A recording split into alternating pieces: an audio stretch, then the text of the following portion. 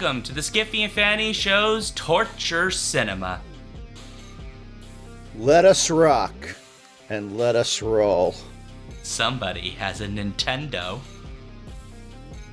For those that are listening on the podcast later, Daniel held up the little shooty gun that you use with the Nintendo. Pew, pew.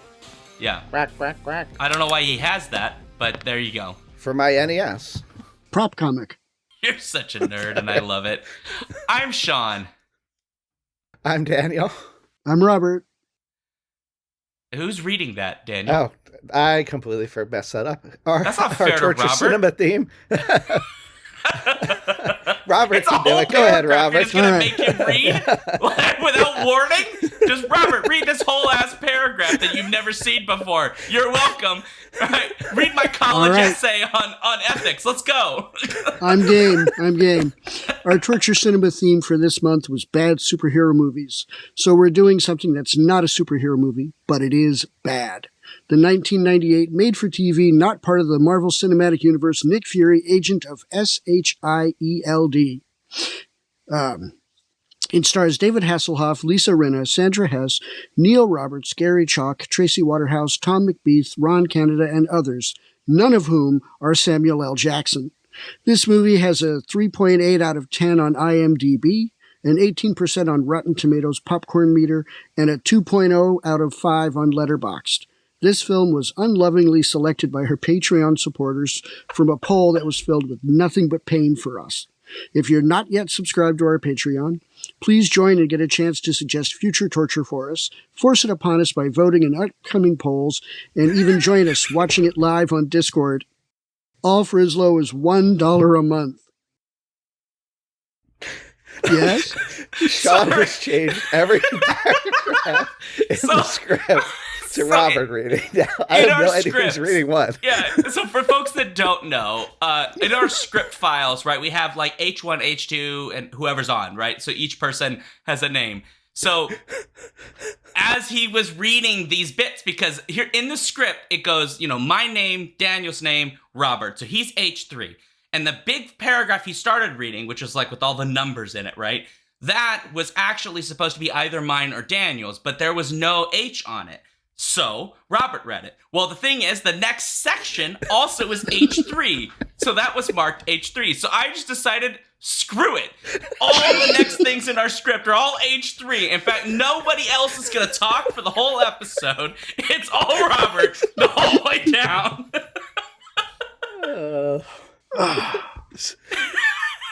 So anyway, you want to read the next part of the script? Okay, sure. I'm game. And stay tuned for the end of the episode for an exciting torture-related announcement for current and future Patreon supporters. You want to go to the next one? Keep going. All right. Okay, before we dive into this mess, let's get into what we're drinking. As always, please remember to drink responsibly. In other words, no shenanigans. All right, people? Too late. All right, Daniel. What are you drinking, Shaun? Oh, man. Oh, this is just making me so happy. Right now, I just made like a little something with just like, there's a little vodka and a little bit of triple sec and mostly diet soda. I don't really drink as much as I used to because I'm an old man. And apparently it's a carcinogen and kills you. So there's that. So that's what I'm drinking. I don't know what you call that. I don't really care. It is in my Split Rock Lighthouse drink, which Paul knows exactly where that is because he's been there. Did Paul bring that to you? Yes. No, I bought it. I don't remember. It's not a carcinogen, sorry. It just causes cancer. I don't know what to tell you. It's like a class 1 cancer causer. That's what the science says. But it tastes damn good. Well, yes. And in this reality, gosh, sometimes we need it to make it through. But anyway. It has a taste, right? It does have a taste. All right, Daniel, please, or we're never going to make this stupid show. What are you drinking? So I read that Samuel L. Jackson just was filmed with as Nick Fury drinking like one of the world's most expensive and difficult to find bottles of bourbon. I did not have that bottle of bourbon, so I just went with Angel's Envy bourbon, and that's what I have. But it's fitting that others might be drinking non-alcoholic, given that David Hasselhoff is actually Nick Fury in this, because before we started recording, Shaun alluded to an infamous video of David Hasselhoff that happened like a decade or so ago, if not longer. And that actually led him to sobriety. And so after that event, he actually went and got treatment and has been off the alcohol. And so if that people that need that. Andy in chat says that was 2007. Oh, wow. Okay, so definitely longer than 19 years ago. We're fucking old. Yeah, we are. Dude, right. No, look, so I need you to understand how old we are by the fact that we thought that was sooner than it actually was. It was barely after 9/11, and Donald Trump hadn't yet actually run for president yet. Like, we're old people now, Daniel. It's over for us. We need to get some young people on this, because what the hell are we doing? We do. Yeah. I'm older than you are, Shaun. Oh, we didn't regenerate. It's, yeah. What are you drinking, Rob? Yeah, go on. Yeah, sorry. I just got a little Code Red. Mountain Dew. Does the Code Red fit into, like, the whole, like, Code Red for the movie in any way, of, like, theme of going to battle, or it was just in the fridge. All right. It was either that or Dr. They did Pepper. This movie too. Actually, they just went with whatever was around. Oh my lord! You're next in the script. No, I'm just time for you, Shaun, to give us a summary of Nick Fury, agent of S.I.E.L.D. I will, if you, Daniel, tell us what those letters mean. I have no clue. We're going to be here for a while, guys. I'm a terrible marble person. So here's the deal. Okay, Strategic Homeland Intervention, Enforcement, and Logistics Division. Yep. There's a running joke in the current Marvel Cinematic Universe in the like. It was originally law enforcement. It's too long, is what they say. So yeah. Anyway. So, this film, Nick Fury, Agent of S.H.I.E.L.D., stars the Hoff. It will make you sexually confused, because you will think of him shirtless on a beach, but you will also think about your weird conspiratorial uncle who smokes too much. And so those two things would be conflicting in your mind as you're watching this. The basic premise is he gets called up out of retirement to fight the sexually confused daughter of his former enemy. And I know that sounds like a joke, but that's actually true. That is, in fact, literally true. She is hell-bent on basically world domination and destroying New York and getting revenge. Or as she says, revenge, as she tries to do a German accent. This is followed by much punching and sexually suggestive grinding. And then the movie ends with basically nothing meaningful being resolved, just like your confused sexual feelings. That's basically the premise, right? If we're getting specific, we've mentioned that the thing that she does is kidnap/retrieve the frozen for reasons body of her dead father, who turns out to have the secret genetic code to a super weapon in his skin, blood, whatever. And so they use that to make the super secret weapon. Her weird brother, who's like a discount Gary Oldman, goes into New York and is going to like set off the missiles. And that gets stopped by Nick Fury's on-the-ground team in the city of New York, while Nick Fury and his other team, which include his arguably also sexually confused British rookie, basically invade the woman whose name is Viper, her compound, and then eventually defeat her. But not really, because she gets away. Oh, and also she gave an STD to Nick Fury in the form of a poison that eventually kills you. Except at the end, it turns out it doesn't matter because they had the cure all along. The end. It was love. Well, I don't know if I would say love is it. I think what the cure was apparently was finally Nick Fury almost apologizing for being a dick. And that's basically it. Now, I realize people are going to hear this and go, oh, wow, this sounds like a very confusing film. And I will say the film is not remotely confusing.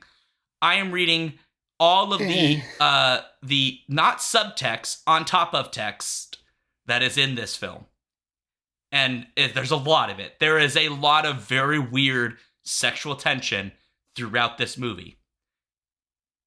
Including at the end, I have to remind people, Viper, who for whatever reason has brought her father back from the dead, even though we all thought he was dead, and they share glances and touchy-touchy in a way that a father and daughter should not.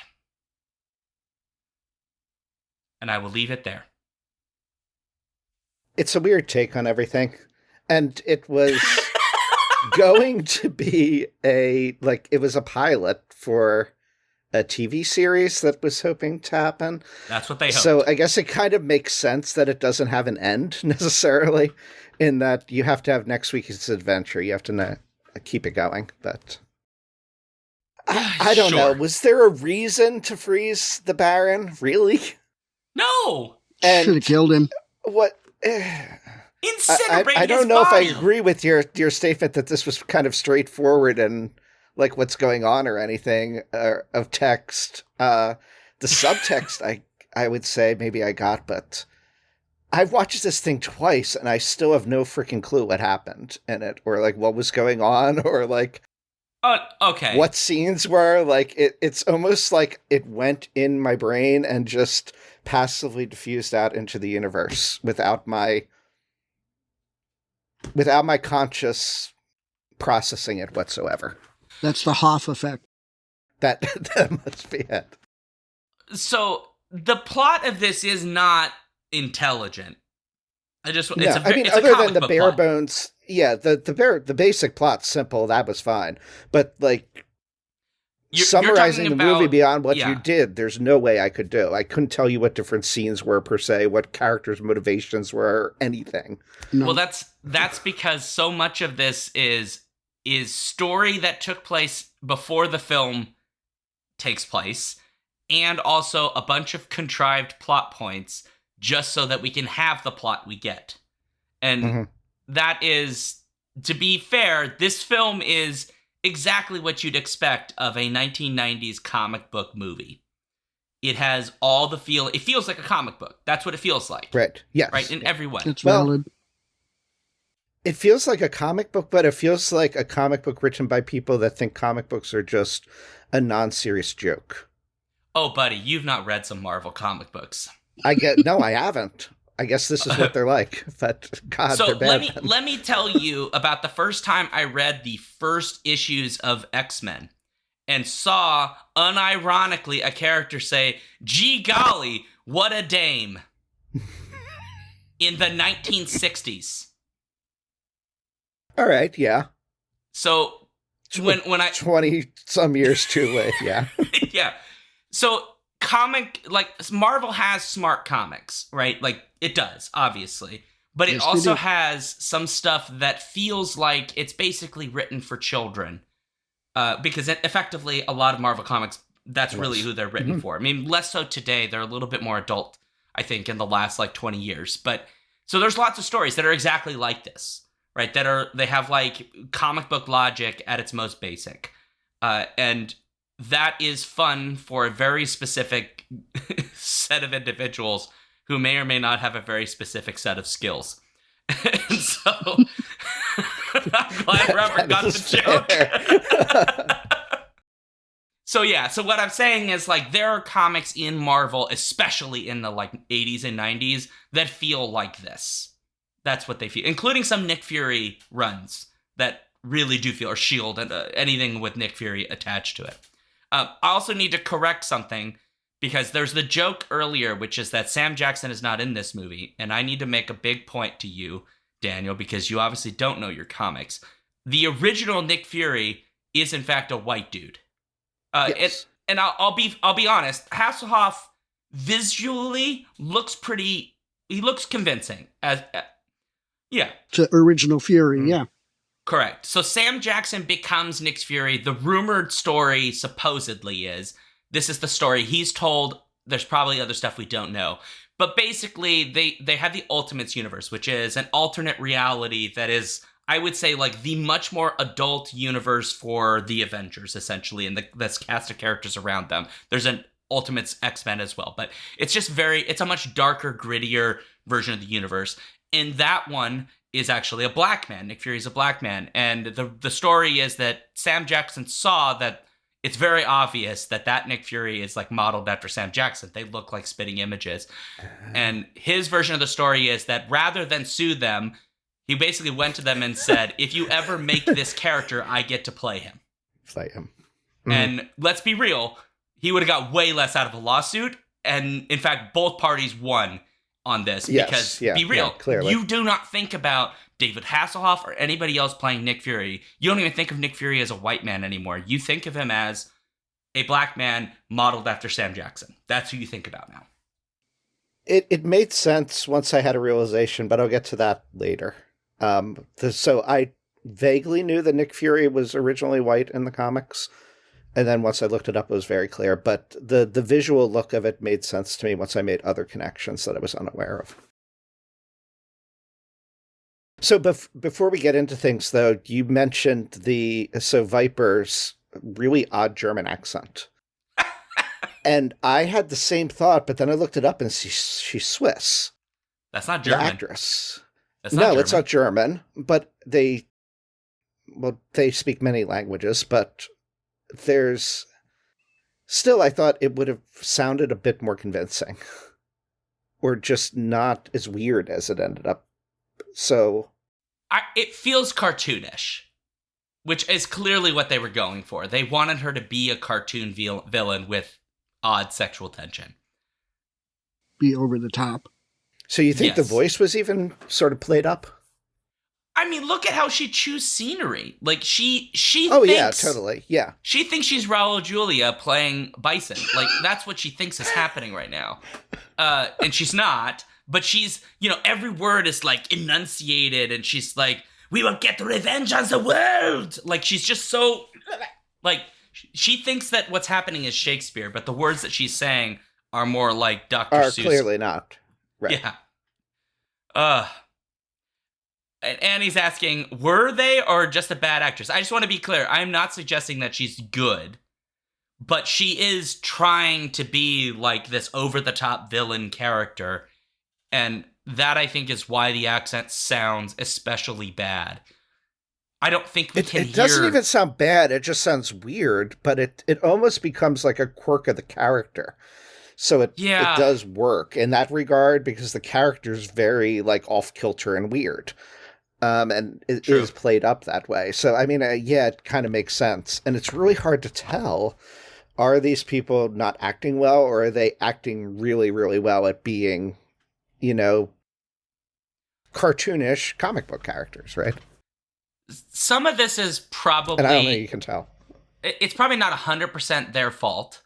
Right, there's probably some directorial things going on, but also this is like TV film in the 90s before TV started becoming prestige. And there's a guy on YouTube called Eric Singer. He's done a bunch of stuff for Wired. I think it's Wired, where he like kind of talks about like he basically reviews actors doing dialects and all kinds of things. And he makes a point almost every episode, which is like some of these actors trying to do these accents, they often don't have enough prep time to like get the accent to sit in. And my guess is whatever they thought they were doing here, almost none of the actors in this had time for any kind of vocal training or anything. They probably got it and said, see you next week. Like, so that's probably a factor here. I don't know if the actress is a good actress. I've not seen her as far as I'm aware in anything else, but I don't know that being a good actress would have helped. Correct. Because I don't think there's enough prep. I mean, maybe they wouldn't have been as ridiculous, but... Unless it's a part like you're really used to doing and are comfortable with, I guess. Or if you're actually German. Kind of, like if you brought like Tim Curry on to do that, right? Like Tim Curry's used to doing that kind of role, right? No, I want him to... So like Tim Curry could just go... Yes. He could just fit right into that with no prep at all, right? Oh, so man. it takes a certain kind of, that would have been No. Yeah. You're. I'm just imagining the scene where it's Tim Curry underneath, as a woman with the fake mask of the Interpol agent tricking Nick Fury up and upstairs, I'm gonna do stuff to you, and then suddenly it turns out gives with a kiss the leg and then the pantyhose, and then takes it off, and it's Tim Curry, as Frankenfurter, I would love the shit out of that. That's the movie they need to make. That is. Oh, man.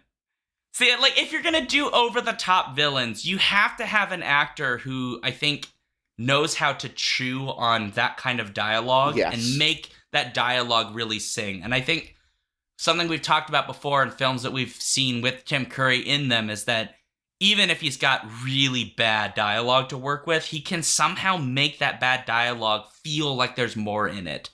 It doesn't necessarily fix whatever movie he's in, right? But you don't go, Tim Curry's the reason I don't like the movie. You're like, Tim Curry's the reason why I didn't quit. I'm still watching this. Yes, right. Exactly. Yeah. Alan Rickman has the same effect too. Yes, because the way his voice, the voice is so important. Oh man, I know Tim Curry is retired basically, but man, I would pay so much money for that. Time machine. That's what I want the time machine for. I want to be in the room and change. In some alternate universe out there, this exists. Yeah. So we wanted to get this Swiss actress. No, you want Tim Curry. What do you mean? Tim Curry's a man. I was like, don't worry about it. Right? People will be sexually confused about this episode. You will be the start of the gay agenda. and that is the recurring theme here, right? Yeah. In this movie is sexual The gay confusion, agenda is the recurring theme in this movie.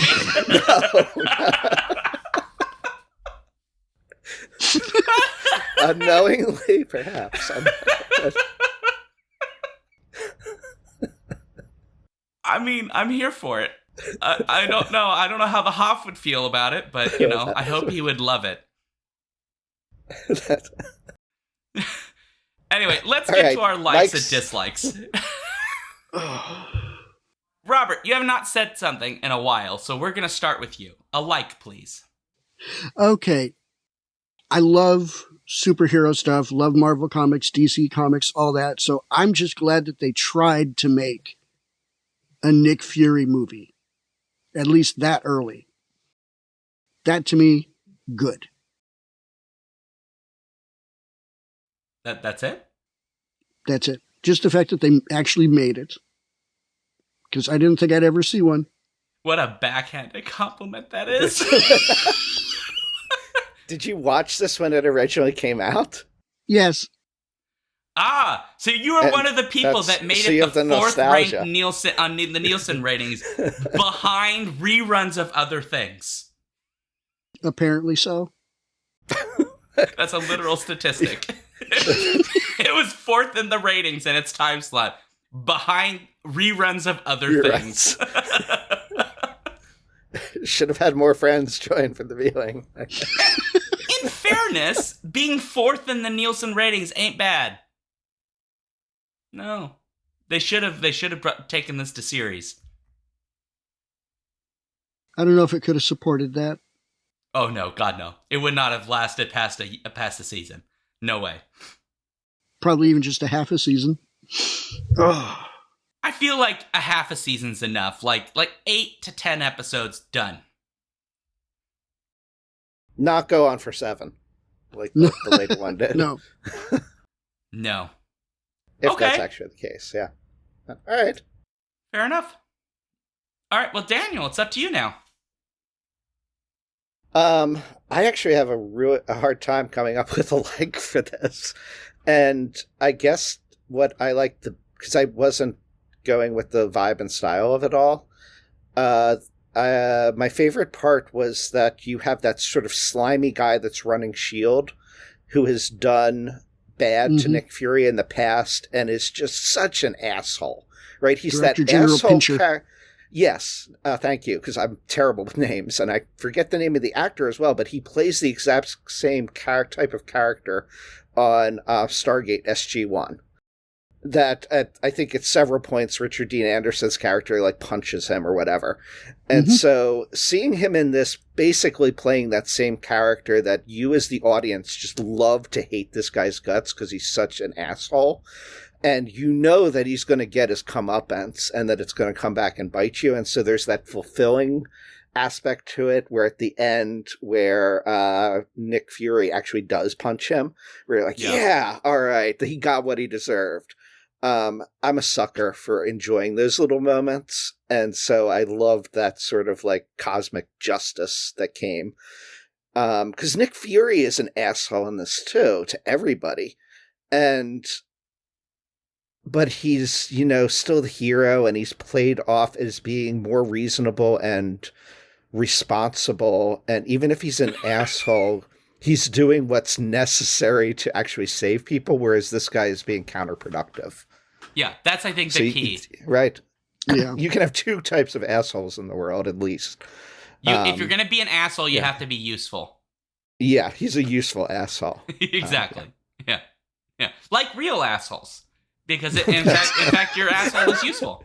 It does, yes. This is true. I don't know if that actor's going to be terribly happy of, like, characters you play are not like real assholes. Because they're not useful.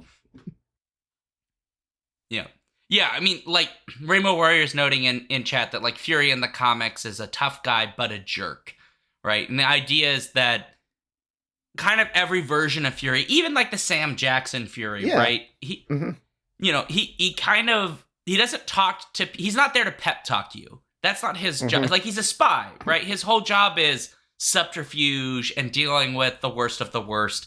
He's, like, grizzled and affected by all of that. But the key is that he actually knows his stuff. And the, like, freaking weasel leader of S.H.I.E.L.D. guy repeatedly says dumb things. And you have to ask yourself, what is the leadership structure of S.H.I.E.L.D. that this guy got picked to lead it? Because he's more like a career politician, right?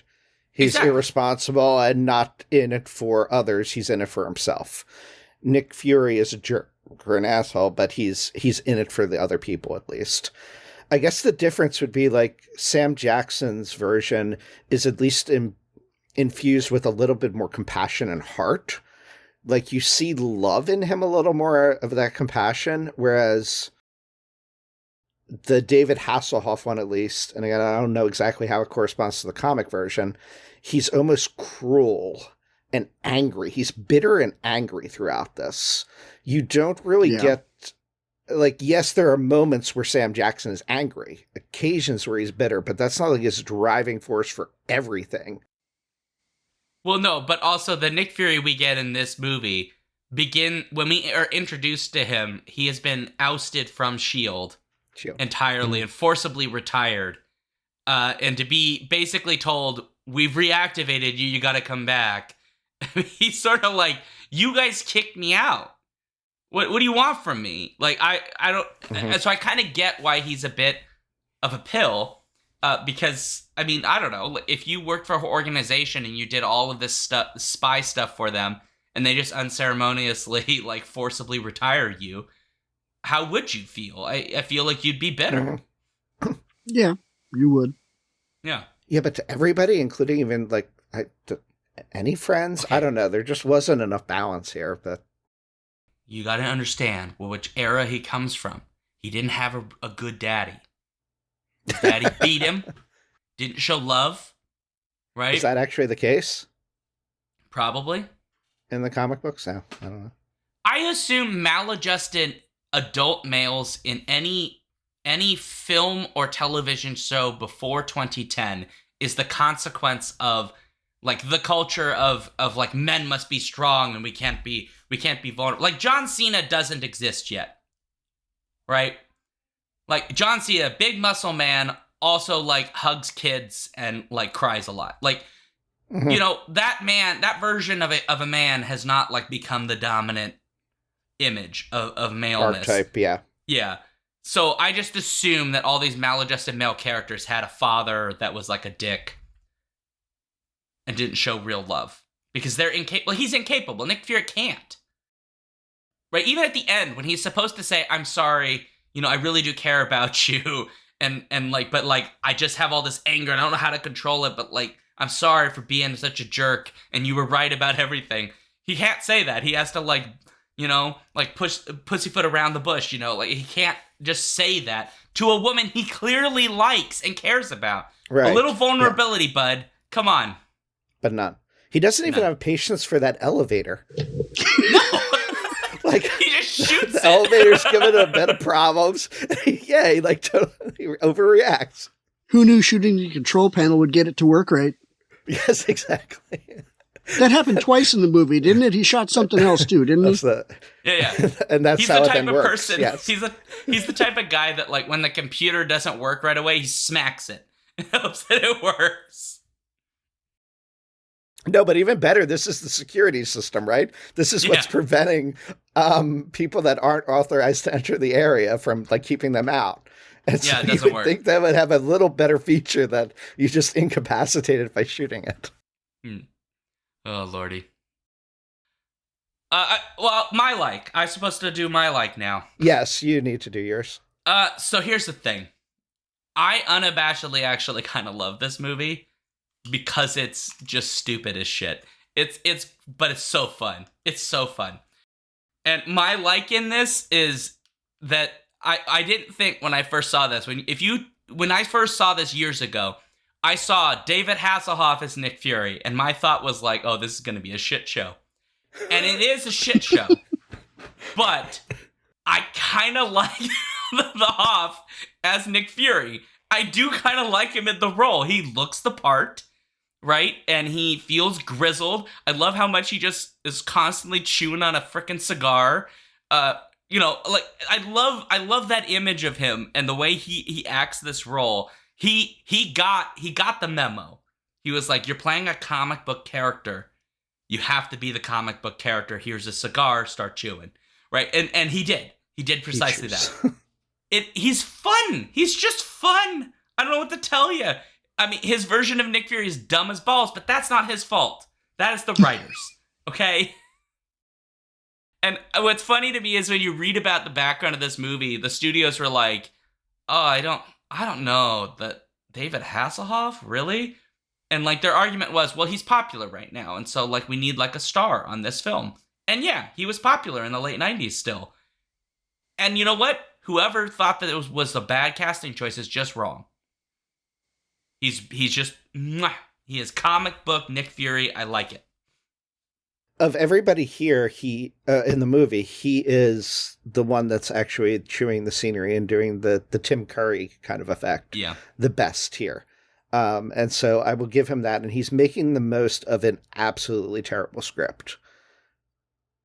And he's going all in on that role and the personality and the cigar. Is the cigar just a cigar, or is there more to the cigar? No, I mean, I think it's just a cigar. No. It's about his internal impotence and his inability to open up to women. A cigar is never a cigar, right? It's a phallic symbol. I don't know what to tell you. Sorry, but no, I don't know if that's true. That's fair to say about this. I could see it's not the feeling I got from it. Fun. I just got bored out of my mind. But I can see, particularly if you have read the comics, I could totally see that then. Just vibing with the utter silliness of this all, because it is a very silly movie. Yes, of course. And if you came into this expecting I had a hard good time movie. seeing. No, not by any means, but I don't think I came into it expecting it to be silly, and I didn't, other than Hasselhoff, I didn't read the silliness. I read it as just people having a very terrible script, not having any idea what to do. And so that's why it just wasn't as fun for me, but I get why I would have that reaction for you. That's fair. I mean, of this 80s, 90s era of Marvel trying to do movies of their franchises, this is the best of the lot. Is it better than that Captain America that they did? 100%. Which one? Prior? Both of them are terrible. Both of them are. Yeah, I haven't seen that. Yeah. The Fantastic Four movie from whatever 1994 or whatever year that is absolutely horrendous. Yes. Mostly because you realize that actually the doctor has been macking on this one girl since she was a child. All right. Yep. It's disgusting. Well, here we have father-daughter, Yeah, but they're adults, so at weird least there's things. that. That's true. Right? Well, they are it's now. One step up. It's one step up. Well, she's an adult. He's more of like a resuscitated frozen corpse, but arguably a vampire. So is it necrophilia then? No, because he's still. Is it? I don't know. He's still alive. Prepared. I don't think so. I was not prepared for this. This film doesn't go far enough in its weirdness. That was another issue, I think, perhaps. Yeah, I mean, for me, like I would have liked it more if it really went a lot more hardcore in its weirdness and off kilter. She should just be half snake. Yeah. Every shot you just see a snake tail in the background. Snake tail. Yes. We never see the whole snake body, right? They only shoot her from the waist up, but there's always a little fuzzy, blurred out tail in the background going, and you hear hissing randomly. That would be closer to the plot of the G.I. Joe movie. Yes. But it would, the cartoon movie, that is, from like 87. But maybe it was later. She'd be part Hydra, right? Yeah. Well, so the character, Rainbow Warrior is mentioning that she's like one of the best Marvel femme fatales, and that is true. And she's one of the big villain roles, and unfortunately, they just did not stick the landing with this one. And so was the brother too, because the brother was very. I can't remember, and if so, his version of the brother's not memorable. No. When he dies, you just forget that he was dead 10 minutes later. Right. Yeah. But maybe Rainbow Warrior knows if that was a big comic character at all or no. Maybe minor. Nobody knows. Anyway, we should go on to dislikes, I guess. Yeah, we should. So, Robert, what's your dislike, my friend? Oh, there were a few to pick from, but I actually went with the creepy albino bald-looking henchmen that were in the background. They had like a dozen of them or something. What the hell were they? Were they some sort of half-finished life model decoys? I mean, they were just kind of creepy. You know who they reminded me of? You ever seen X-Files, that episode where they go after the kid that's doing like prayer healing, where he like heals people, and there's that guy that's like burnt up and he's just wandering around all over the place? That's what it reminded me of. And I agree, Robert. What the hell are they? Mm-hmm. I thought they were the Blue Man Group, only silver instead of blue, like the Silver Man Group. They're the vampires from Omega Man. That's who they are. There you go. Yeah. There you go. Yeah, I just assumed they were another kind of like automaton or something, but... Nobody knows what they are. They're all like very strange beings. They gave off big, like, kitschy 1950s, 1960s sci-fi vibes. Like the kind of extras that you'd see and that the villain henchman would have in those kinds of things. So yeah, I don't get them. They don't make a whole lot of sense, and they seem like particularly terrible henchmen. The scene I'm thinking of is when they're like setting up the missiles, and the one is just bouncing the ball against the wall. Mm-hmm. And it's like, I don't know, bro. Like, they're looking for you. Maybe stand guard. I don't know what you're doing. Oh, Lord. They were just the Blue Man Group, only silver. They could only bounce balls and play drums. And, multiple of them were there, like, beating on stuff. Yeah. Get some pipes and, like, get some little mallets on the top so you can get that boom, boom. Yeah. Mm-hmm. They could play some Eiffel 65. Like, come on. All right, what was your dislike? Mr. Duke or no, Dr. it's not my Duke? turn. It's your turn. It's my turn? My dislike of this was that I was upset because I didn't think this classified as a superhero movie, which is why I wrote that in the script, because this to me is what, as I started watching it, initially, like when I heard it was done, I thought, okay, well, it could be a superhero movie. But then watching it, I was like, this is just G.I. Joe and Cobra.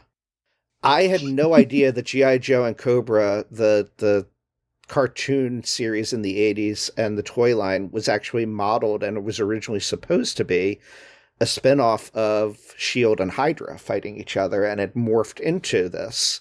And that Nick Fury became sort of like General Flag, Duke, as sort of characters for the G.I. Joe series. So I grew up on G.I. Joe. And so to me, this just felt totally like a very bland, uninteresting version of G.I. Joe, which to me isn't superhero. It's a very distinct kind of genre from that. And my dislike of it then, I guess, was that it just seemed like a bad G.I. Joe, as bad as the other live-action G.I. Joe movies they've tried to make over the years. Well, here's where you're wrong.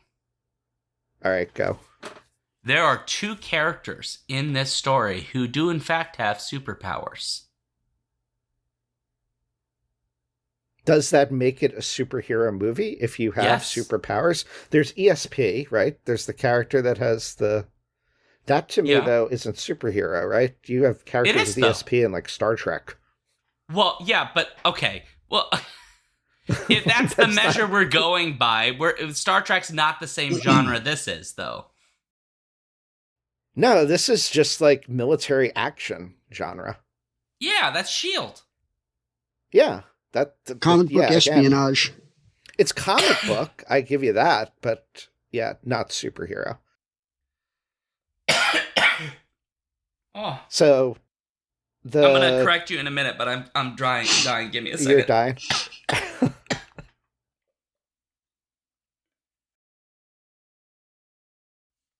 Shaun is so upset by what my thoughts are on this. Yes, I'm really upset because you're just wrong.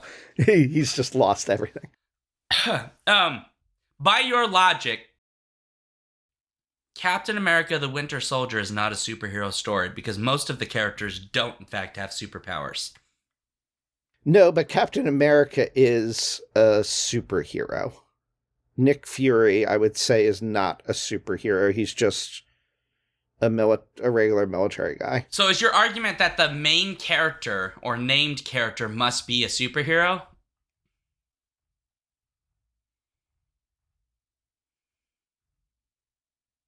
I would say yeah, because even like a Batman movie, right? That's a superhero movie. Except there's nothing super about Batman. Because it's more than just like detective or crime fighting or things like that. Right, but there's nothing super about Batman. In fact, he is as that's normal. The definition of him. Yeah, yeah. Mm-hmm. Right, he is as normal as Nick Fury. Nick Fury has gadgets. Batman buys gadgets and banks. Right. But by that logic, because Batman's the main character of any Batman movie, they're not superhero movies. And if you take specifically the Christopher Nolan Batman films, none of the characters presented there are meant to have superpowers. They're all meant to be effectively regular men with slight modifications, which would be different than like the Shoemaker film or the Tim Burton films. I agree, because I don't think the Christopher Nolan movies are superhero movies, and I don't think they're really Batman movies. I think they're Christopher Nolan's take on Batman, but there's something else. Oh boy, you were so wrong. Like, I've never thought about kicking you off this show before until this moment. Because here's the thing. The hero part is important, right? We'll start there. So G.I. Joe is superhero? Because this is no different than G.I. Joe. This is different than G.I. Joe because there are characters in this who do in fact have powers. That you have that in G.I. Joe too. Well, then it's potentially a superhero franchise. Yes. Okay. I mean, I'll agree with you that, like, compared to, say, the Avengers, right? This is less super. Certainly, 100%. And I would say like almost any Agent of S.H.I.E.L.D. story that isn't really about dealing with supers would be generally far less in terms of its super. Like, you would probably not really say that Nick Fury by himself is like a superhero, except that he's larger than life and seemingly survives things he shouldn't be able to. But the way this story is structured, sure, it's very similar to like your military action film, but it also features characters who are superpowered and a supervillain specifically. Yeah. The supervillains, I'd say, fit that more than the heroes. But in any case, that's certainly. I mean, everything's on a continuum too. So there's arbitrary divisions between things regardless. But okay, so here's what I'll say. We'll split the difference and we'll commit a fallacy right now, which is the fallacy of false compromise.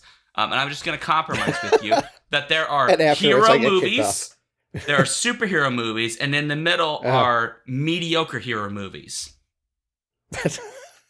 Or average normal hero movies, or average, half-ass superhero movies. Yeah. So there we go. I've committed a fallacy with you. You're welcome. Okay. So what is your dislike, other than what I just said? My main dislike in this is it's really the villain, it'd be like the main one. But we've kind of talked about her and why I find her just so horrible. And it's just, I can handle the Hoff chewing scenery and like being a cartoon character, but she's too much for me. Too much. But the thing that really bothers me in this is that there are elements of the way this plot is structured, the way it's written, that are so contrived that even before I knew this was a thing they meant to like introduce a possible TV show, I knew that was what they were doing.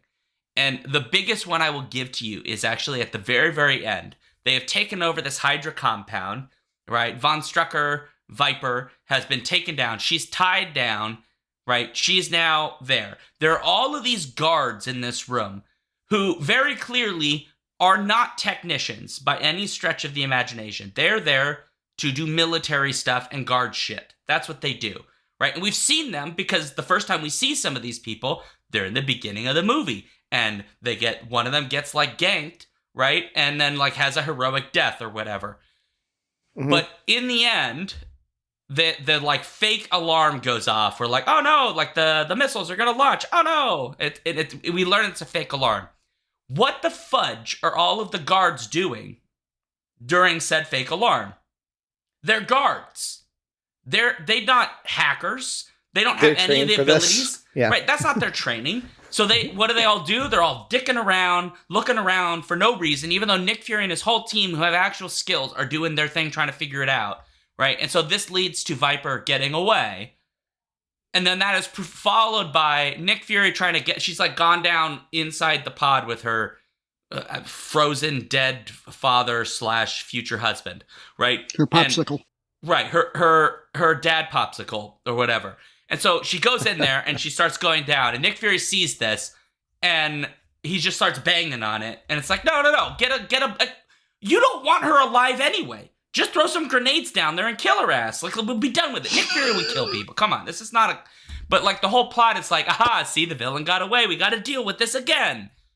And I get that she's a really important character in Marvel, but the level of incompetence that is shown at various points in this story is the kind of incompetence that like actually irks me when it comes to writing these kinds of things. If you're going to write characters that get like done on them, right? Like that they fail in a mission. They need to fail in a way where it's like they could not have succeeded no matter how hard they tried because they got outsmarted or they didn't have the right tools or something. It can't be because a bunch of people were looking for lint in their navels, right? Instead of watching the villain the whole time. Because that's completely illogical and ridiculous. Have you seen G.I. Joe trying to shoot at Cobra? And how terrible they are at it? Or have you seen stormtroopers trying to shoot at, a fleeing I get vapor farmer, right? And so, like, to some degree, I agree what you're saying, but I'm kind of playing devil's advocate somewhat here, or curious. Um, there's cartoon things, like a G.I. Joe cartoon has the exact same thing to it. It's for kids, though. You mentioned how the comics of Marvel was for kids, Many really, of and them the are, silliness of it, right? And so I could see that transition going here then, if that's what they're going for. But I'll agree with you, I guess, more fully that this pilot or this movie doesn't seem to be going for let's attract a kid audience, right? It feels And like the would this characterization be- is more adult, yeah. Yeah, so it's like they're not. I don't know. It's almost like they should go a little more adult with it or a little more kid with it. And I think I would have loved this a lot more if it had been actually more geared for the kids, because that silliness, the stuff you were talking about that you loved, that I could have gotten the connection to that childlike stuff much better, I think, if there weren't all the overriding weird sexual tensions and weirdness to it and other aspects that were very adult. So I'm kind of realizing that, like, your dislike in some ways is cluing me in or making me realize what those differences made for me in terms of not liking this movie. I'll be frank with you, though. Even if they made this more kid-oriented, these plot contrivances would still piss me off. And it's just because that's bad writing even for children. That's fair. Yeah. Mm-hmm. Like, I get it. Like, with G.I. Joe, like, it's a cartoon, so it's meant for kids. But, like, let's be real. A lot of G.I. Joe, old G.I. Joe cartoons are just dog shit. They're not good, right? They might be kind of fun, right? And, like, look at all the cool gadgets and, like, helicopters and shit.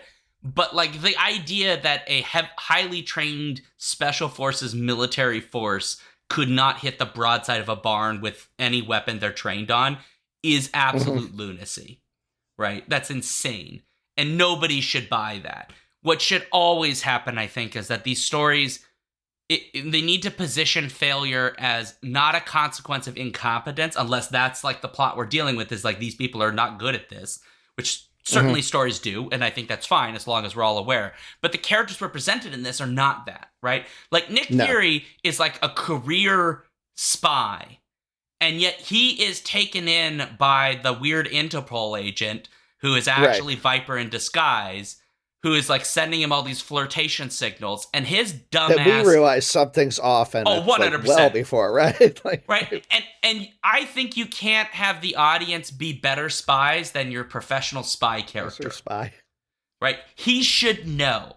Like, he has to know these tactics, right? Because he's almost certainly sent female agents in with the deliberate intention of seducing people and messing with them. And we know that because we got Black Widow in S.H.I.E.L.D., who absolutely uses her feminine wiles to manipulate people. And so I just don't buy for a second a man who cannot share an intimate moment with a woman he actually cares about is going to be duped by some random-ass Interpol agent just doing googly eyes at him and not realize this is really weird. This woman I've never met before is trying to bone me literally upstairs from our secret base where we have Arnim Zola in chains. That sounds legit. Let's get the boogie woogie on. No, bullshit. Yeah. Come on. No, the only way that works is if it's like a parody or farce, like Spaceballs or something. Right. That you're playing off the incompetence, right? So. But we're supposed to believe him, right? Right. Yeah. I don't know. If they're gonna make Nick Fury be a sexy figure, he cannot chew on as many cigars, and he needs to have like some kind of like light sexual quips that are kind of like suave.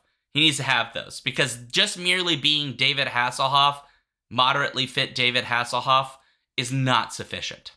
And so ridiculous. Yeah. Yes. And so my final thought and grade, so that I can shut my dumb mouth, is that I adore this. It is so much fun. At times very stupid, but it is fun. And so that's the reason that I would give this a C-. It's not good. I want to be abundantly clear.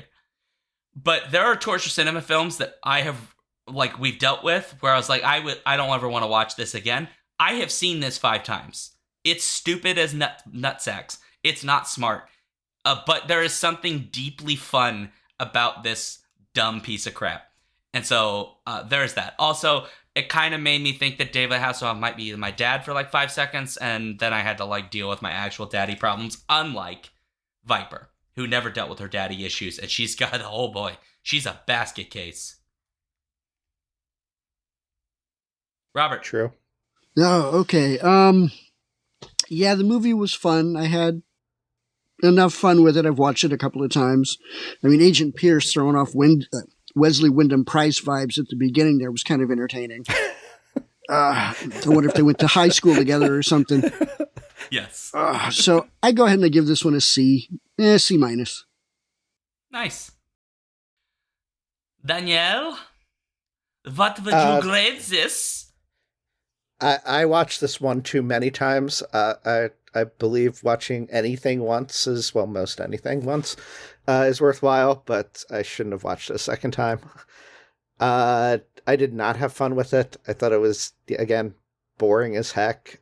And it largely because it didn't go far enough one way or another in the way it was. It needed to be a lot more like deviant and crazy and weird, or it needed to be more kid-like for me to really connect. And I had a hard time with those two things not matching up in terms of the dialogue, the acting, and the plot, and how other things were portrayed in the themes. It definitely reads like a pilot, in that if you think about even shows that we love, the pilots are often shit, right? The character, like the acting's not quite right. Some of the characters are weird. This totally has that feel to it. And so it does make me think somewhat like, had this become a series, maybe there might have been something good, like actually really good coming from this, because it's not worse than other pilots that are out there. So I don't think it works well as a movie, but as a pilot, if it had been picked up, then, you know, maybe it's something we would be rewatching because the other ones, like, just were more cohesive in a way. But just judging this on its own as an entity, I'm going to have to give this a D. All right, I've written down B+.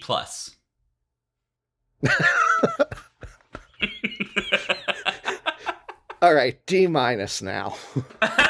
No, you can't do that. Although it does help with the math considerably. So yes, that's true. D-. I was thinking about that. It ends up being like a C-ish or D+ish, like right between those two. So there we go. All right, that's the show. We have made our dumb jokes. People may or may not come back to watch us again. That is, who knows. So for folks who are not with us at this moment, although this may apply to you if you're so inclined, but if you're listening at home, if you would like to let us know what you thought, please send us an email at skiffyfanny@gmail.com, or if you're a member of our Patreon-only Discord page, you can go to our show discussion or movie discussion if you'd like to talk about this with other people. It is on the YouTubes. Several different YouTube channels have a version of it, so you can watch it on your own if you're so inclined, which you should do. You can also find this dumb show and all of us ridiculous people on Blue Sky, Threads, Mastodon, YouTube, whole bunch of other places. If you go to skiffyfanty.com/skiffythings, you will find those there. And we are live every Friday at 7 p.m. Central for whatever episode we happen to be doing. That is at twitch.tv/alphabetstreams. And then please, if you like this ridiculous show and you have money you don't need, go to patreon.com/skiffyfanty. We need money because we're broke. And please help us. Please. Obviously share. What? Go on. Am I making an announcement about the whole torture cinema stuff? Oh, are we doing that? Or was that, I was going to. Did you not read the script? Well, that's not there. Sean's just skipping over stuff. No, there's like a thing that says announce. There's nothing there. It's just a bracket. Oh. So sorry. Do your announcement, Daniel. So, we've mentioned it before on the show, but we are actually going to go through it with it. We are going to be doing a torture cinema redux, where people from the show, both past and present, are hopefully going to be going through the entire library of torture cinema, revisiting those bad classics, and we are going to reconsider them and regrade them. And all Patreon supporters that would be able to watch the Torture Cinema Redux episodes and hear them will also have a chance to put in their own grades for those movies. And so we will basically regrade things or have a new list that corresponds to not just ours, but all the fan responses too. And part of this is because, as Shaun mentioned, we need money to support making this show. It's not free. And some of our own personal money goes into it, but fans that love this show and enjoy it, please do support it. And as sort of a reward for that, of something that we'd also have fun doing, we had that idea of doing this Torture Cinema Redux. And we haven't decided what price point it would be, but for a certain, Patreon support level, you will get access to these and get the ability to assign grades as well and take part in discussion of them. Yeah. There we go. Okay, so we should thank our Patreon supporters. Robert, you want to start us off? Yeah, a good thank you to Andrea the Alluring, Cameron the Chthonic, Carolyn the Benevolent, Carrie the Divine, Chris the Condescent, Dan the Transient, Daniel the Cultured, David the Debonair, JC the Jocular, Jeff the Gracious, Joseph the Jovial, Juan the Junctional, KB the Kind, Karen the Kickass, Kat the Kinematic. I need to keep apologizing to Andrea.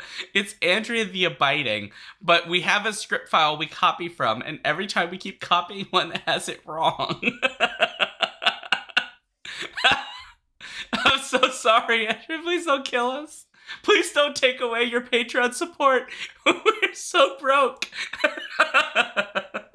Other folks to thank: Matthew the Magnificent, Paul the Pious, Robert the Riveting, Robin the Bold, Ryan the Resilient, Sarah A. the Sensational, Sarah E. the Sublime, Sarah O. the Rapturous. If you know any other letters, please help us get those. We want all of 26 letters in the alphabet for Sarah's.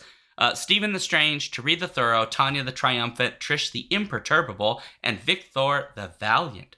I am on twitch.tv/alphabet streams every Wednesday and Sunday at 6 p.m. Central if you'd like to come watch games and other shenanigans. And then if you'd like to find my stuff, ShaunDuke.net for generally all that. And then if you put /Duke things on there, that's all my socials and various channels and Letterboxd and all of that good stuff. You can find me at reading1000lives.com or Reading 1000 Lives on Blue Sky. And it's the numeral 1001,000. I'm always hanging out on threads at RE_Junker, looking to talk comics, books, movies, TV, whatever. Hasselhoff's nipples? Those two. Two excellent points. Zing! And as required by the Skipping Fanny bylaws, I need to make this hopeful. And I will just remind folks that in this age of turmoil and strife and difficulty and the news channel being a place you don't want to spend any time, there are so many of these ridiculous 90s TV movies on YouTube that you can watch, and on Tubi and a bunch of other places. So if you are inclined to watch some of these, they're there. If you want to watch old Marvel's attempts at making movies, they exist. You can watch all of those probably on YouTube somewhere via technically not legal sources, but you don't get in trouble if they do, so whatever.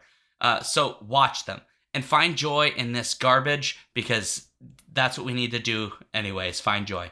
So there you go. If you're looking for a bad time or a good time, depending on your perspective on things, this is the way to go. So on that note, hopeful ending, and scene.